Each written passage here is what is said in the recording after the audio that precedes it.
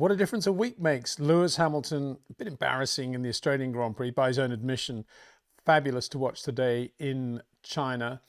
Interesting day, gusty, new track surface, very difficult to get the tyres to last, very hard on the left front, lots of long corners in China. Great circuit in many ways, lots of demanding corners, very, very tough on tyres, very difficult to manage, particularly this crosswind.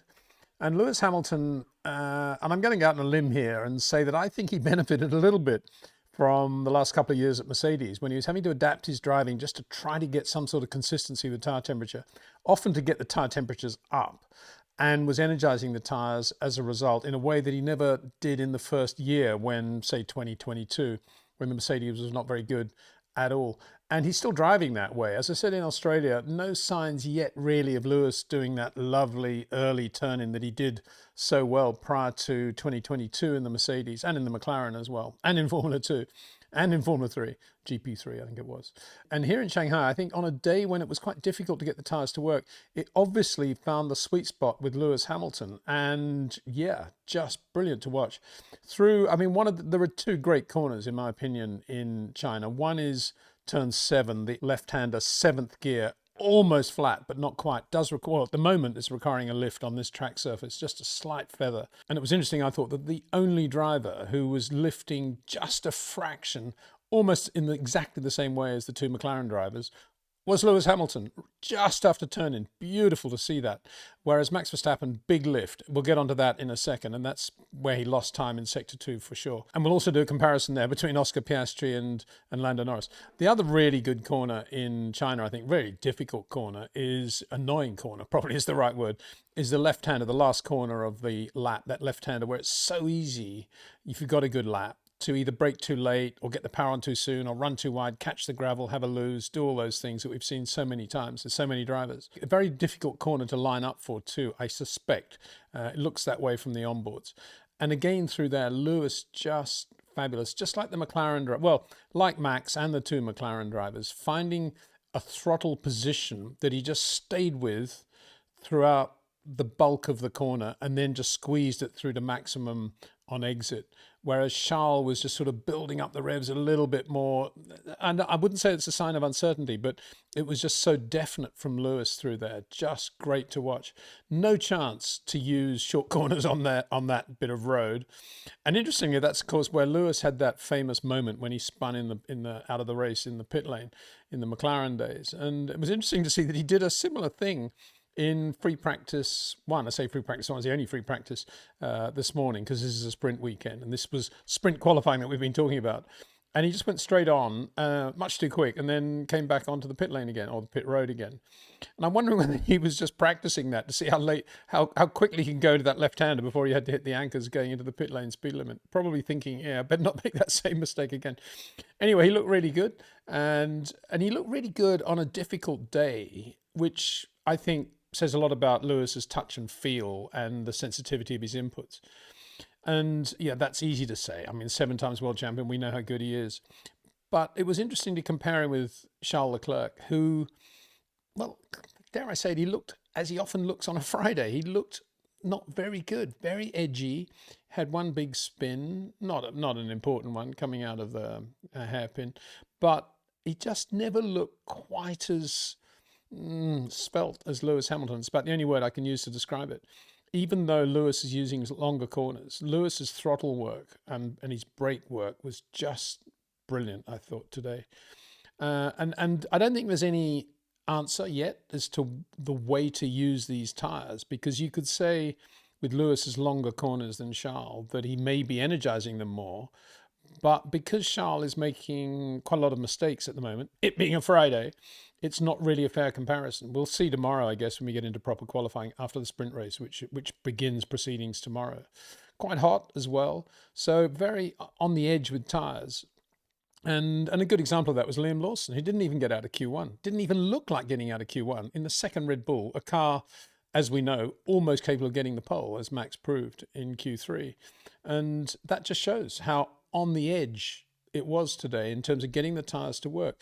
And Liam Lawson, a classic, late breaker, late turning, get the power on early, no other way he can drive. Amazing car control. And I'm assuming that's why Red Bull hired him, because he doesn't have anything like the same finesse as Sergio Perez in terms of power application, particularly out of medium and slow speed corners. Nothing like it. And he was just abusing the tyres. Every time he went out, he was way on top of the heat cycle of the tyres and never got it back. And I don't think that's to say how difficult and edgy the Red Bull is. I think it's just how difficult and edgy it was today in terms of managing tyres and getting the best from the tyres. And as I say, you could dig deep and you could probably say, Lewis probably did quite well today, or did very well today, because of the number of days he had like this in the Mercedes. And he ended up getting, a result from them. So, yeah, interesting, isn't it? That's we'll see. Max had a fairly desultory first practice, but from lap one, it was very clear, and I don't think Red Bull are talking about this, but it was very clear to me, in my opinion anyway, that Red Bull are just thinking about qualifying in the race and making sure they've got all the tyres they need to do a great job in proper qualifying and then in the race. And it was significant, I thought, that he abandoned his quick soft lap, which was a quick lap. I mean, he was not far away from the McLarens in sectors 1 and 2. Then he just backed away and drove into the pits. This is right at the end of free practice 1, and didn't finish the lap, which is why he was way down the lists at the end of that. And that was saving the tyres. And then, of course, going into sprint qualifying, you have to run the first 2 sessions on medium tyres, and then you switch to softs for Q3. And again, as Max went out, the radio message came out, Max, think about 7, 8, 9, 10, conserving the tyres. We might need this set of soft tyres tomorrow, maybe Q1 tomorrow, who knows. So Max, a much bigger lift in the middle of turn 7. Now, whether that's actually indicative of where Max and that Red Bull is, I doubt. I think it's probably Max right. If I have a big lift in 7, I can enjoy myself 8 and 9. At least I've done my bit to save the tyres. He was slightly off in terms of 8, 9 and 10 then compared with the 2 McLarens. And he was quickest in sector 3. So that was where Max lost the pole in leaving margin. And that's not to say that he would have got the pole. It might have gone in some other way in the other 2 sectors. I don't want to detract from Lewis's drive, but that should be borne in mind. And it was interesting afterwards, Lewis talking about how great it was and the fans, how much he loves China, and I'm sure he loves the circuit. Complete opposite to Michael Schumacher, interestingly. It was the one circuit he never really got his head around. But Lewis has always loved China. And it's a great circuit, isn't it? That lovely turn 1, when even if you're not into short corners, you're going to have to use a short corner going in there. You're going to have to brake as you're turning in. But the interesting one overall, of course, is the performance of the McLaren, which looked as if it just didn't get the best from the tyres. Now, you could say, because it's, again, really slow on the straight here. I mean, we're talking 333 for the McLarens and 337, 338 for Red Bull and Mercedes, and the Ferrari is just a tad slower than that. So McLaren very slow in a straight line, which again suggests that they're running a lot of inherent downforce. Not running, they have an inherent amount of downforce compared with everybody else, which they can't actually get out of the car on a long straight. And although I've been talking about how difficult it was to get the tyres to work, there could be something else going on, although this must be seen to the backdrop of McLaren being very good on the medium tyre, so we shouldn't jump to conclusions. But here at the Chinese Grand Prix, a bit of a quick reaction from the Australian Grand Prix, the FIA announced the following going into the race. They said, having analysed footage from the rear wing deformations combined to the static deflections measured inside the FIA garage in Melbourne, the FIA has concluded that sufficient grounds exist for a tougher test to be introduced from the forthcoming Chinese Grand Prix on the upper rear wing. What that basically means is that the slot gap on the rear wing was limited to 2 millimeters. It's now limited to 0.5 with a tolerance of 0.25. And it could be that that has affected McLaren. It could be that's why they are a bit slower on the straight.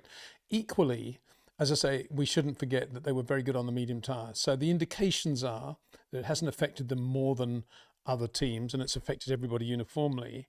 It's just that on the soft tyre, things got a little bit out of control for some teams, some drivers out there today. But not for Lewis Hamilton and Ferrari, and not for Max Verstappen in the Red Bull either. So, good job by those 2 guys on the front row of the grid. Interestingly, it was Oscar Piastri who was the better of the 2 in that situation. I think because Lando overcooked the tyres a little bit in his sector 1, or maybe even in the build-up to the lap, following on from what he was doing in Melbourne. But Oscar got as good as you could get it from McLaren. Oscar got it. And then Lando, a long way away, 0.3. And that was a lot of lurid moments of just no grip and balancing the car, obviously. But he didn't get the best from the tyres at all. And again, a bit like the Liam Lawson thing, it just shows how on edge it was today in terms of getting the tyres to work. So McLaren starting 3rd and 6th going into the sprint. I don't think this is an issue for Lando in terms of his World Championship and how he feels as a racing driver. It could well be that Oscar Piastri becomes the sprint star of McLaren, who knows. And I'm sure Lando will be looking just to cruise around and get some points, hopefully top 3 tomorrow, but it won't be a massive issue for him. He'll be thinking more about how he's going to do that lap tomorrow in proper qualifying, how they're going to get on top of this tyre situation. Of course, the track will have more grip then as well. As I keep saying, it's a new track surface too. So yeah, interesting day for McLaren. Just shows they're not unbeatable, and certainly given the variables thrown up by the conditions today and the Pirellis, then yeah, definitely beatable on the soft tyre, that is. So Charles Leclerc, a scratchy 4th between the two McLarens, and then behind him George Russell, just ahead of Lando Norris in the other McLaren. George not much quicker than Antonelli on the medium tyre. Kimi very good on the medium tyre. When they got to the soft, maybe the switch from medium to soft, maybe how difficult the softs were to get right. George opened up the gap then. He was 2 or 3 tenths quicker than Kimi on the soft tyre. But a good all-round performance from Mercedes. I suspect, given the way Ferrari have gone, Mercedes will be disappointed that they aren't up there with Ferrari, bearing in mind they had the measure of Ferrari in Melbourne. So, yeah, a difficult day. George, you know, one lap he had grip, one lap he didn't, and there was no logic or direction to where they were going. It was just, let's hope this set of tyres works and this warm-up procedure works. And George will be there tomorrow. I mean, talk about a good sprint racer is George Russell. So yeah, we'll see tomorrow how Mercedes are as we go into qualifying as well. But they don't look bad. They don't look bad at all. Yuki Tsunoda again looked very good in the Racing Bulls, significantly more composed than Isaac Hadjar, who at least got into Q2. But then overdriving in these tyres, on these tyres, a bit like Liam Lawson, the Q2 just got away from him. Alex Albon, good job. This time, Carlos Sainz, welcome to Williams after all those years at Ferrari, Carlos. Never got the balance right, never felt confident in the car, and was also complaining about the seat feeling loose when the car was getting a little bit light, which is a terrible feeling, I would imagine. So, as I say, welcome to reality, Carlos. Let's hope he gets it right as the weekend progresses. And then Lance Stroll, good job. He did a good job in Melbourne to upstage Fernando Alonso. And again, he's done the same thing. Not only did he out-qualify Fernando, but he, in Q3, I guess he wasn't expecting too much, but he ran a scrub set of softs, which again shows that Aston Martin using their brains, and to some extent Lance Stroll using his brain as well, and saving a set there too. So good job by Stroll to do that time on scrub softs. Another good performance I thought was Oliver Behrman, who had a diabolical Australian Grand Prix, even though he did get a few miles under his belt in the race in the wet, no real errors in the race, and he carried that momentum through, always looked pretty good, and comfortably into Q2. Good job. Nico Hulkenberg didn't get out of Q1. There was lots of traffic, of course, in Q1. Usual thing, traffic, gusts of wind, tyres not working. But Oliver Behrman was kind of on top of it. Long corners, late braking, but he's got a lovely touch. There's no doubt about that. Alpine Renault had a terrible day. Couldn't get the tyres to work. All the usual stuff we've just been talking about. Jack Doohan, though, slightly ahead of Pierre Gasly, so that won't have hurt his position at all, even though he lost time in the first practice session. Red flag came out when the power steering went on his car. And Gabriel Bortoleto did a good job in the other Sauber to get into Q2, as did Isaac Hadjar and the other Racing Bulls. He also made it through to Q2. And in the results of a poll after the Australian Grand Prix, the majority of Formula One fans thought it was quite understandable that he was so upset after his shunt on the formation lap, and that his reaction was not in any way unbecoming that of a 2025 Formula One driver. So we look forward to we can't look forward to the sprint race tomorrow. It'd be interesting to see how McLaren go relative to Ferrari and Red Bull. It'd be interesting to see if Red Bull can beat Ferrari. And it'd be interesting to see on his second public outing for Ferrari, whether Lewis Hamilton, having got his first pole sprint race, can now actually win the sprint race as well. Worth seeing. So tomorrow, sprint race, and then later on in the day, qualifying from China. See you then.